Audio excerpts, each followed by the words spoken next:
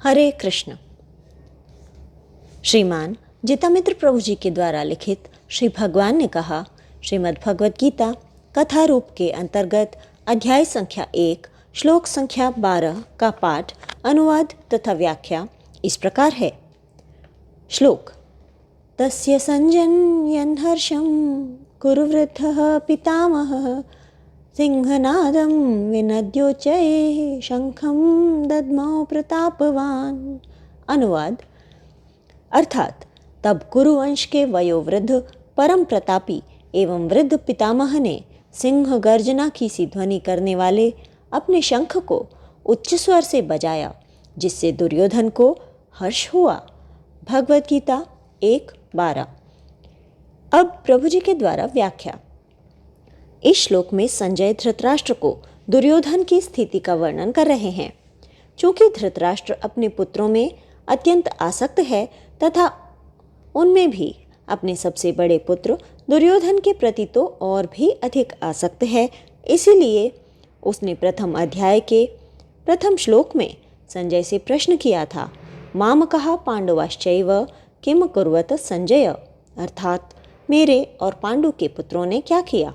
इस प्रश्न के उत्तर में संजय ने अभी तक दुर्योधन की उन बातों का वर्णन किया जो उसने द्रोणाचार्य से कही, परंतु हम देखते हैं कि दुर्योधन की बातों का गुरु द्रोण ने कोई उत्तर नहीं दिया। कारण यह है कि दुर्योधन उन पांडवों के प्रति ईर्ष्यालु है जो श्री कृष्ण के अनन्य भक्त हैं। दुर्योधन के जीवन का लक्ष्य है पांडवों को मारकर अथवा उन्हें पराजित कर पृथ्वी का राज्य प्राप्त करना, तथा राज्य प्राप्त करने का लाभ है इंद्रिय तृप्ति। परंतु पांडवों के जीवन का लक्ष्य है श्री कृष्ण को प्रसन्न करने के लिए युद्ध करना, युद्ध करके राज्य प्राप्त करना तथा राज्य प्राप्त करके श्री कृष्ण की महिमा को संपूर्ण पृथ्वी में फैलाना। चूंकि द्रोणाचार्य दुर्योधन तथा पांडवों के बीच में यह जो रात और दिन का अंतर है भली भांति जानते थे, इसीलिए उन्होंने दुर्योधन की किसी भी बात का उत्तर नहीं दिया। इससे पता चलता है कि यद्यपि विवश होने के कारण द्रोणाचार्य दुर्योधन के पक्ष में तो अवश्य थे, परंतु उनका संपूर्ण हृदय पांडवों के पक्ष में था। यही स्थिति भीष्म जी की भी थी। द्रोणाचार्य तथा पितामह भीष्म दोनों ही अच्छी प्रकार से जानते थे कि पांडवों के पक्ष में श्री कृष्ण हैं, तथा जहाँ पर श्री कृष्ण हैं वहीं पर संपूर्ण धर्म है तथा संपूर्ण विजय है। महाभारत में ऐसा वर्णन है कि जब श्री कृष्ण अर्जुन को संपूर्ण गीता का उपदेश दे चुके तो पांडवों की सेना में युधिष्ठिर महाराज अपने अस्त्र शस्त्रों को त्याग कर कौरवों की सेना में घुसे। उनकी इस चेष्टा को न समझकर अर्जुन, भीम, नकुल तथा सहदेव उनकी रक्षा के लिए उनके पीछे पीछे चलने लगे। अंतर्यामी होने के कारण श्री कृष्ण युधिष्ठिर महाराज की चेष्टा को समझकर उनके ऊपर प्रसन्न थे। कौरव सेना में युधिष्ठिर सर्वप्रथम भीष्म जी के पास जाकर उन्हें प्रणाम करके उनसे युद्ध की अनुमति मांगते हैं। भीष्म जी ने उन्हें युद्ध की अनुमति दी तथा विजय का आशीर्वाद दिया और इस युद्ध में अपनी मृत्यु का संकेत भी किया। इसी प्रकार युधिष्ठिर महाराज द्रोणाचार्य के पास भी जाकर उसी प्रकार की चेष्टा करते हैं जो उन्होंने भीष्म जी के पास जाकर की थी। द्रोणाचार्य भी उसी प्रकार विजय का आशीर्वाद देते हैं तथा अपनी मृत्यु का रहस्य बतला देते हैं। इस प्रकार हम देखते हैं कि द्रोण तथा भीष्म ये दोनों महापुरुष दुर्योधन की बातों से न तो प्रसन्न ही हुए और न ही उन दोनों ने दुर्योधन की बातों का कोई उत्तर ही दिया। दुर्योधन जिस प्रकार से युद्ध में भीष्म और द्रोणाचार्य के सहारे विजय की आशा करता है, उस प्रकार की आशा व्यर्थ है।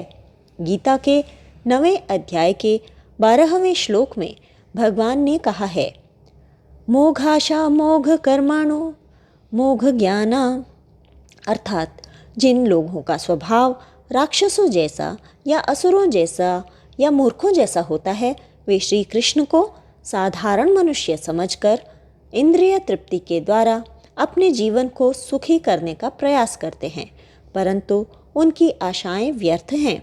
उनके कर्म व्यर्थ हैं तथा उनका ज्ञान व्यर्थ है।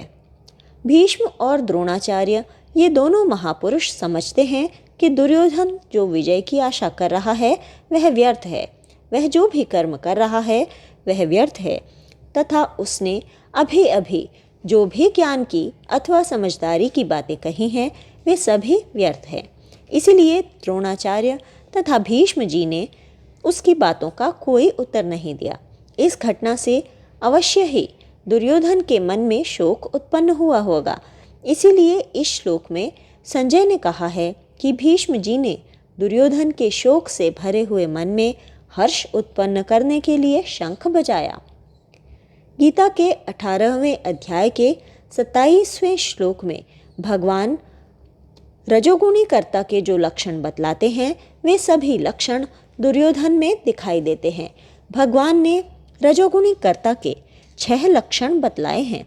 1 रागी, 2 कर्मफल की इच्छा करने वाला, 3 लोभी, 4 हिंसा करने वाला, 5 अपवित्र और 6 हर्ष तथा शोक में डूबा हुआ। अभी हम देखेंगे कि ये सभी लक्षण किस प्रकार दुर्योधन के आचरण में दिखाई देते हैं। 1 रागी, रजोगुणी व्यक्ति के अंदर कुछ वस्तुओं अथवा कुछ व्यक्तियों के प्रति तीव्र राग भरा होता है। यह प्रेम नहीं है, परंतु सामान्य रूप से लोग इस राग को प्रेम समझते हैं। रजोगुणी व्यक्ति उन वस्तुओं तथा व्यक्तियों से राग करता है जो उसकी इंद्रिय तृप्ति में सहायता करते हैं अथवा समर्थन करते हैं, परंतु उसके अंदर राग के साथ साथ द्वेष भी बढ़ा होता है। द्वेष उन वस्तुओं या व्यक्तियों के प्रति होता है जो उसकी इंद्रिय तृप्ति में बाधक होते हैं।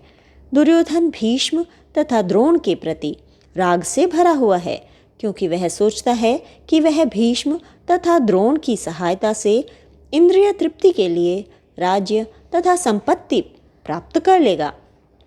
2 कर्म फल की इच्छा करने वाला, दुर्योधन यहाँ पर जो युद्ध रूपी कर्म कर रहा है उसमें उसकी तीव्र इच्छा है कि उसकी युद्ध में विजय हो तथा पांडवों को किसी भी प्रकार से राज्य न मिले।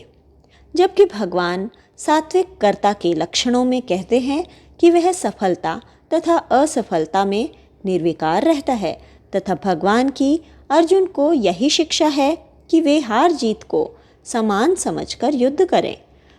3 लोभी, रजोगुणी कर्ता लोभी होता है, अर्थात उसे जितना भी मिलता है वह उसमें संतुष्ट नहीं होता, बल्कि वह और अधिक पाना चाहता है। दुर्योधन के पास पहले से ही राज्य था, परंतु वह पांडवों को धर्म के अनुसार उनका भाग नहीं देना चाहता। 4 हिंसा करने वाला, रजोगुणी कर्ता अपनी इंद्रिय तृप्ति में बाधा पड़ने से किसी भी व्यक्ति को पीड़ा देने के लिए अथवा मार डालने के लिए तैयार रहता है। दुर्योधन राज्य के लोभ से अपने ही स्वजनों को मार डालने के लिए तैयार है। 5 अपवित्र, रजोगुणी कर्ता दूसरों की वस्तु पर सदा अपवित्र दृष्टि डालता है। दुर्योधन सदा द्रौपदी को अपवित्र दृष्टि से देखता था। अवसर मिलने पर उसने द्रौपदी को भरी सभा में नग्न करने का अपवित्र प्रयास भी किया। 6 हर्ष तथा शोक में डूबा हुआ, रजोगुणी कर्ता बड़ी जल्दी हर्षित हो जाता है तथा बड़ी जल्दी शोक में डूब जाता है। जिस समय कार्य में उसे सफलता मिलती है तो उसे अत्यंत हर्ष होता है तथा जिस समय कार्य में बाधाएं आती हैं तो वह शोक करता है। दुर्योधन ने जब युधिष्ठिर महाराज के राजसूय यज्ञ में उनका असीमित ऐश्वर्य देखा तो शोक की अग्नि में उसका मन जलने लगा। इस श्लोक में भी यह बताया जा रहा है कि भीष्म जी ने दुर्योधन के मन में हर्ष उत्पन्न करने के लिए शंख बजाया। भगवत गीता में हर्ष शब्द का प्रयोग सदा अज्ञान में स्थित लोगों के लिए किया गया है। जैसे 5वें अध्याय के 20वें श्लोक में भगवान कहते हैं, न प्रहृष्येत प्रियम प्राप्य, अर्थात भक्ति में स्थिर व्यक्ति प्रिय वस्तु को प्राप्त कर हर्षित नहीं होता है। 12वें अध्याय के 15वें श्लोक में भगवान कहते हैं, हर्षामर्ष भयोद्वेगैर मुक्तो, अर्थात जो भक्त हर्ष, द्वेष, भय तथा उद्वेग से मुक्त है वह मुझको प्रिय है। उसी अध्याय के 17वें श्लोक में भगवान कहते हैं, यो न हृष्यति न द्वेष्टि, अर्थात जो भक्त न तो हर्षित होता है और न द्वेष करता है वह मुझे प्रिय है। इससे पता चलता है कि जो व्यक्ति ज्ञान में अथवा सत्व गुण में स्थित होते हैं वे भौतिक संसार की स्थितियों में हर्ष अथवा शोक नहीं करते हैं। यद्यपि भीष्म जी जानते थे कि युद्ध का परिणाम दुर्योधन के अनुकूल नहीं होगा, परंतु उसके शोक से भरे हुए मन में उन्होंने क्षणिक हर्ष उत्पन्न करने के लिए शंख बजाया। इस श्लोक में भीष्म जी को कुरुवृद्ध कहा गया है। वृद्ध शब्द के दो अर्थ हैं, एक वयोवृद्ध तथा दो ज्ञान वृद्ध। भीष्म जी कौरवों के मध्य दोनों प्रकार से वृद्ध हैं। शारीरिक अवस्था में वृद्ध होने के कारण उन्हें पितामह भी कहा गया है। इसलिए यहाँ पर वृद्ध कहने का तात्पर्य विशेष रूप से ज्ञानवृद्ध है। हम जानते हैं कि भीष्म जी श्री कृष्ण की महिमा के ज्ञान में गंभीर रूप से निपुण हैं, परंतु दुर्योधन उनसे क्षणिक हर्ष की ही प्राप्ति कर रहा है। वह श्री कृष्ण की महिमा का ज्ञान नहीं प्राप्त कर रहा है। जबकि युद्ध के अंत में युधिष्ठिर महाराज ने भीष्म जी से तब तक श्री कृष्ण की महिमा सुनी जब तक भीष्म जी की श्वास चलती रही। इस श्लोक में भीष्म जी को प्रतापवान भी कहा गया है। इसका अर्थ है कि उन्हें मृत्यु का कोई भय नहीं है। भीष्म जी इतने अधिक निर्भय थे कि मृत्यु के पूर्व ही उन्होंने अपनी मृत्यु की तिथि तथा समय निश्चित कर दिया था तथा अधिक से अधिक संख्या में लोगों को बुलाकर दिखलाया था कि कृष्ण भक्त किस प्रकार निर्भयतापूर्वक अपने भौतिक शरीर का त्याग करके श्री कृष्ण की दिव्य सेवा प्राप्त करता है। श्रील प्रभुपाद की भी तुलना भीष्मदेव से की जाती है, क्योंकि उन्होंने भी श्रीमद् भागवत की व्याख्या करते हुए तथा अपने शिष्यों से घिरे हुए अपने शरीर का त्याग किया था। श्रील प्रभुपाद तात्पर्य में लिखते हैं, कुरुवंश के वयोवृद्ध पितामह अपने पौत्र दुर्योधन का मनोभाव जान गए और उसके प्रति अपनी स्वाभाविक दयावश उन्होंने उसे प्रसन्न करने के लिए अत्यंत उच्च स्वर से अपना शंख बजाया, जो उनकी सिंह के समान स्थिति के अनुरूप था। इस प्रकार हम देखते हैं कि दुर्योधन भीष्म जी की उस प्रकार की दया नहीं प्राप्त कर सका जिस प्रकार की दया युधिष्ठिर महाराज ने प्राप्त की। हरे कृष्ण इति।